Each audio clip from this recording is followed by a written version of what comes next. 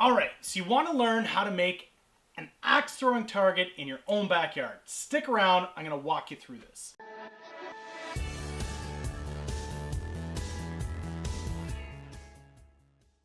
Welcome back, ladies and gentlemen. I'm Dan from millennialmotivator.ca, helping you learn how to create, engage, and inspire.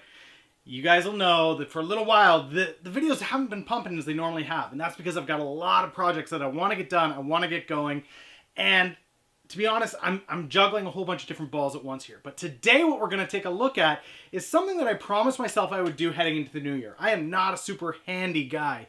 I'm pretty good with computers. I can do that kind of stuff all right. But when it comes to getting outside, playing with tools, building things, I'm just not that great at it. So this year, I committed to actually doing some projects around the house, getting a little more familiar with the tools, building things, and I figured we love hatchet throwing in this house. So today, stick around. We're going to take a look at how you can build a simple backyard hatchet throwing target.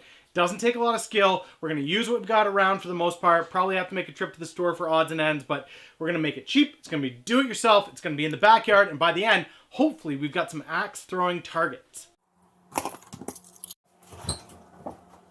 Okay, so first thing that we know that we need, we're gonna need some lumber, we're gonna need some stuff. And I know typically people would draw out their schematic, how they're gonna build this thing first, but I wanna know what kind of resources we've got to work with. Because we're trying to do this on a budget, do it yourself, I've got a buddy who's got a bunch of scrap wood kicking around, so we're gonna go over to his place and see what's up. When I say we, I mean myself and the handy person in my home, my beloved. Now, I am trying to get better with the building, so that's what this is all about, but she is gonna help kind of guide me through and make sure that I don't do anything crazy, cut off my arms, legs, whatever may happen. So off we go to my buddy's place to see what he's got.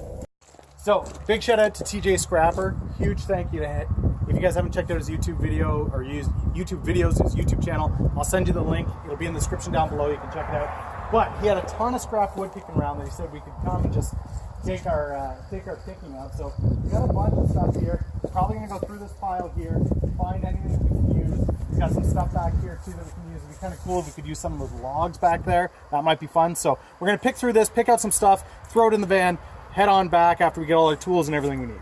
We've got this stack of wood here, but what we decided to do was he has these kind of just logs kicking around. I thought that would be kind of cool for hatchet throwing. You'd have logs, just give it that woody foresty kind of feel. So we're gonna use these, and then we're gonna use these as part of our brackets on the bottom. These white pillars, something to just hold it together. So hopefully, in my mind, this is all going to work out. We're going to throw one of those skids on the back of it.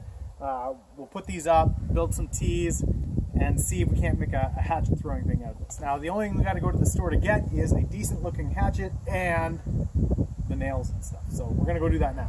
Canadian Tire, this is a must. If you're in Canada, got to go here to get your hatchets, all right? Let's see what we got. Hatchet down. We got all of our free lumber that we're going to build the support out of. Now we're going to go in here and get the actual boards to build the targets into. So we're going to grab that here from my buddy Dan that works at Buy Time.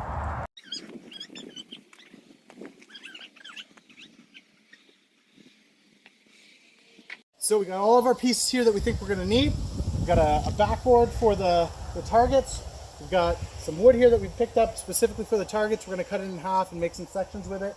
We've got all of the framework that we need. We're going to use these timber logs that we had found as support beams. And most of all, we've got our little man who's going to help. Because whenever you do something like this with a family, it's always more fun when you get the kids involved. Whether that's, you know, nails or screws or whatever, of course, with a parent. But it's more fun if they get to be a part of it. So, let's go. Okay, so these are going to be our supports for the tees. We're going to use these, and then we're going to cut them at a 45 and put them up against the wood, give it some good support so that the thing doesn't fall over when you're hucking hatchets at it. So we're just going to grind away at a few of these, and then we will be good to go.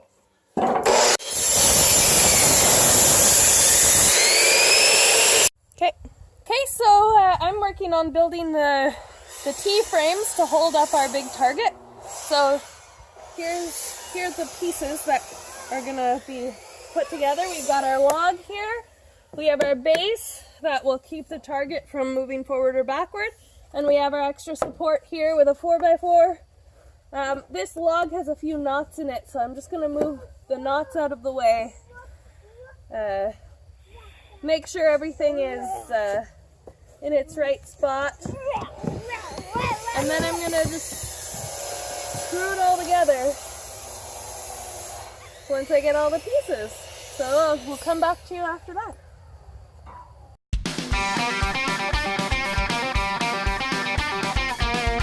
got the frame up. We're going to put another support beam in behind, but for now it's sturdy enough that we're able to put the boards in. So we're going to put the target boards in. We're going to have one target on this side, one target on that side, and then we'll put the support beam in the middle, have a nice finished look to it, hopefully. And then all we got to do is paint the targets on these boards and we're good to go.